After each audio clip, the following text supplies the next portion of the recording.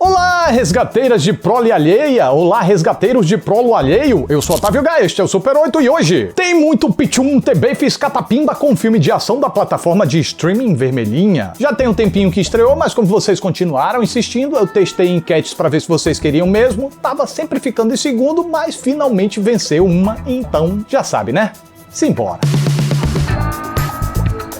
Resgate não é aquilo que a gente faz quando a roupa íntima entra no popô? Cadê esse cara quando o soldado Ryan tava em apuros? Esse filme também é conhecido como Duro de Matar? Tudo isso e muito mais agora! Um pivete, filho de um bandidão dos tóxico, é raptado por outro bandidão dos tóxico barra pesada de uma cidade vizinha. Não restando outra opção, eles contratam o Thor e sua equipe para fazer o resgate. O que os resgateiros não podiam imaginar é que a cidade seria completamente sitiada e que tanto a bandidagem quanto a polícia corrupta grudariam neles que nem chiclete no cabelo.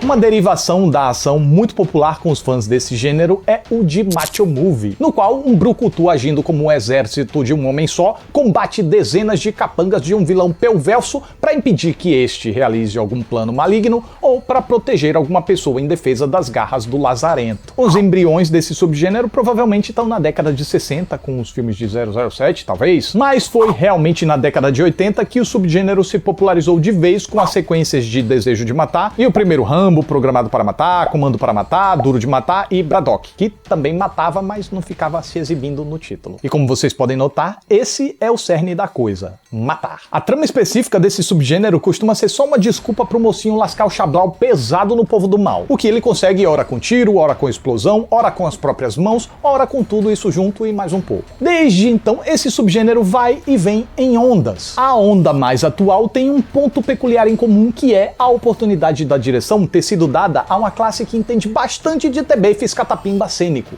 os dublês. E assim, os fãs desse subgênero foram contemplados com obras como John Wick, Atômica, Deadpool 2 e este mais recente, Resgate. Obras que oferecem uma remodelação das cenas de ação que não hesito em garantir que tem tudo a ver com o longo currículo como dublês de seus diretores. Eles sabem o que os corpos e técnicas dos artistas marciais podem oferecer para proporcionar um espetáculo ensandecido de encher os olhos e alucinar os sentidos. O que faltava a eles era o conhecimento por trás das câmeras, o que poderiam adquirir com diretores de fotografia que entrassem de cabeça na ideia de valorizar as proezas físicas dos artistas marciais. E voilá, temos filmes com sequências de ação de arrancar o nosso fôlego. Mas antes que a gente chegue nas sequências de ação deste filme, que já adianto, também são de tirar o fôlego, vamos começar pela base que abrigou essas alucinâncias. O roteiro, que sem espanto não tem grandes novidades, não é grandes coisas, tal qual um típico roteiro de brucutu movie. Lembra que eu falei que uma das desculpas pro mocinho matar bandidos é estar protegendo alguém? No caso daqui, o protegido é uma criança, o que a gente também já viu um cabogilhão de vezes. O Profissional, o Código para o Inferno, Logan e até o game The Last of Us, que inclusive eu abri uma exceção e gravei vídeo aqui no canal. Já o desenvolvimento da trama nem tem pra onde inventar muito. Um perigo frenético atrás do outro, com capangas e aliados ocasionais indo à lona. Então, se há algum espaço a se criar, crescer, e no qual esses filmes e games se destacaram, é pelo lado psicológico dos personagens, através do estudo de suas personalidades e históricos que fizeram eles pararem nas situações retratadas e através do desenvolvimento da relação do protetor com o protegido. Algumas dessas obras conseguiram feitos magistrambólicos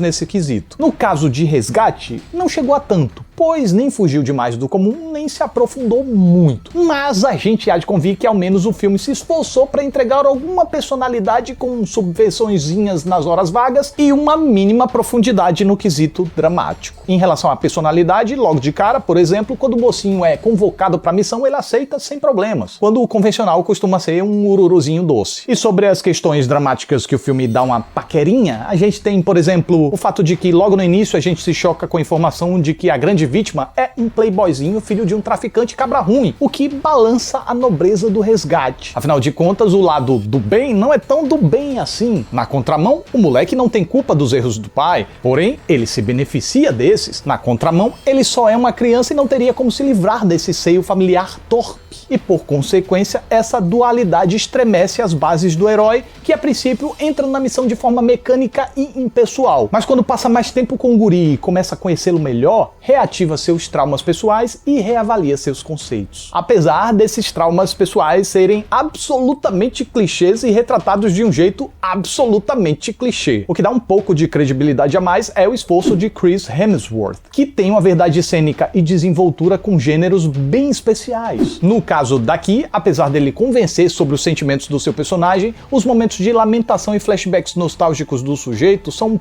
puro suco da obviedade. Botar o personagem sisudo, sério e sofrido, lembrando do passado, seguindo uma fórmula já usada a exaustão, revela o desespero dos realizadores para dar mais peso dramático ao projeto. O que às vezes deixa o filme meio chato, às vezes dá uma preguiça, mas vamos ser sinceros, ao menos funciona para reforçar o tom narrativo sério, pesado e, ao que me parece, interessado no realismo. Características essas que servem para sustentar as reflexões sociais do longa. Sim, porque tem o lance das consequências da vida do crime recaindo sobre os inocentes, tem o fato do crime ser o que resta para algumas pessoas poderem sair da miséria, e tem também a situação de que o crime entranha na vida de uma pessoa impedindo que ela saia deste. E etc e tal e flanflas. Porém, o que talvez gere uma certa estranheza no público é que a escolha de tom sisudo pode conflitar com os absurdos e conveniências artificiais usadas pelo roteiro, o que transforma o realismo pretendido pelos realizadores num pseudo-realismo. No vídeo passado aqui do canal, a análise de Dois Irmãos, eu disse que, pela natureza artificial da animação, a gente tem uma tendência maior a perdoar as mentiradas. Porém, justamente aqui no vídeo seguinte, a gente tem um contra-exemplo. Um filme que parece prezar pelo real ao mesmo tempo e do mesmo nível que preza pelo absurdo. E a título de exemplo, absurdos que vão desde coisas mais determinantes como os tiroteios, a missão em si, as pancadas e ferimentos que só machucam mesmo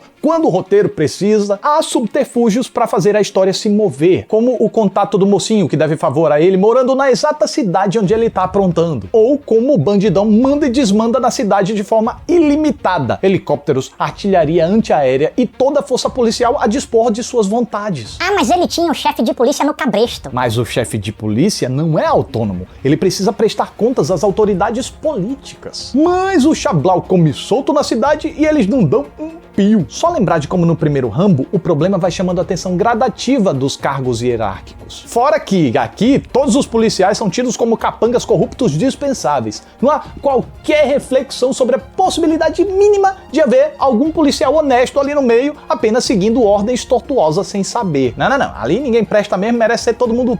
Agora sim, se eu faço todas essas reflexões e aponto essas fragilidades chatinhas do filme, é porque o próprio me sugeriu que eu o lesse com mais seriedade. O que não significa dizer que o casamento entre realismo e absurdo não possa dar certo. Mas cabe ao roteiro não ser tão básico ou à direção ter noção das incoerências do material que está trabalhando para poder contornar ou subverter. E as possibilidades são várias para resolver esse impasse. Pode ser com mais profundidade dramática, pode ser com mais criatividade, mais parrudez temática ou mais sensibilidade. E cada grande filme desse gênero encontra seu próprio jeito de fazer isso. Rambo 1 usou os exageros de forma controlada, ambientou tudo de forma muito aceitável e explorou muito a psique do seu protagonista. Logan já pôde mergulhar com mais liberdade nos absurdos por causa de seu universo naturalmente fantástico. Já Duro de Matar deixou a seriedade de lado e aproveitou a galhofice despretensiosa do herói. E por aí vai. Agora, ainda que Resgate tenha esses problemas, o que talvez possa fazer eles não serem tão pesados ou relevantes assim é que,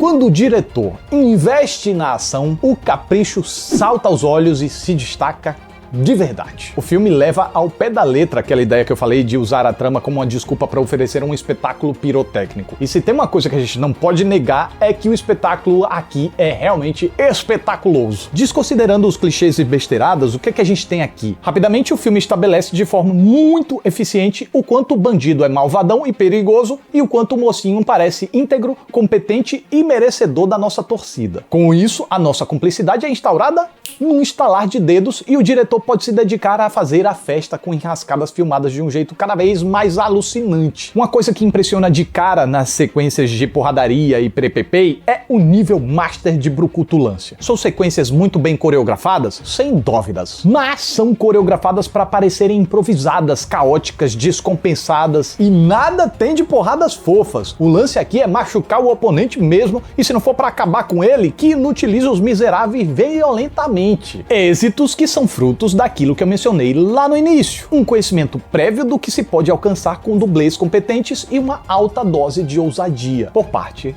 da direção. E falando em ousadia, claro que eu ia falar do tal plano sequência, né? E o que é que eu posso falar então? Maravilhante coisa demais de linda e cotaçô. Inclui porradas pancadonas, entra e sai de recintos, perseguições com a câmera passeando por locais inimagináveis de um jeito impossível, retratando proezas dos artistas marciais espantosas, com um ritmo extasiante para não deixar a gente sossegar, porque quando as coisas parecem se tranquilizar, parece que tudo vai ficar bem, tome-lhe mais situações de alucinar os nossos sentidos. E por isso, e pela ideia de desgaste que os personagens vão incorporando, o recurso de expor os acontecimentos em sequência ininterrupta não me pareceu gratuito, mas realmente importante para fazer o espectador entrar nessa sobrecarga desenfreada de perigos. Claro, tem cortes, mas nem por isso o efeito de continuidade se perde e o feito encolhe. Claro, tem algumas trapaças geográficas no meio e ok, aí no caso não é muito agradável notar e prejudica um pouquinho sim a imersão. Tipo personagens que parecem se teletransportar ou um cenário que se limpa sozinho para tornar possível um acontecimento surpreendente que não seria possível com a configuração estabelecida anteriormente. Mas são pequenos deslizes diante de tantos acertos técnicos. E acredito que, seguindo o exemplo de outros diretores ex-dublês, Sam Hargrave só tende a evoluir. Talento o homem tem, o lance agora é domá-lo melhor. Quanto a esse seu primeiro trabalho na direção, chamado Resgate, é maneiro pra caboges. Pode até ser cheio de bobajada e essas bobajadas conflitarem quando o filme quer se levar a sério demais, enquanto tá desenvolvendo uma história super simples, mas como filme de ação é muito divertido e faz valer a pena cada minutinho que a gente investe nele. E essa é a minha reação enquanto eu assistia ao filme. Então é isso, mais o Super 8 tá chegando ao final. Eu fico muito grato pela atenção de vocês. Muito obrigado, até a próxima aí.